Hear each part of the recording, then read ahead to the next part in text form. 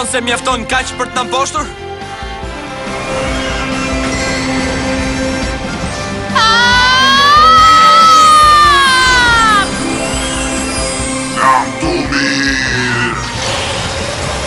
Çfarë ndodhi?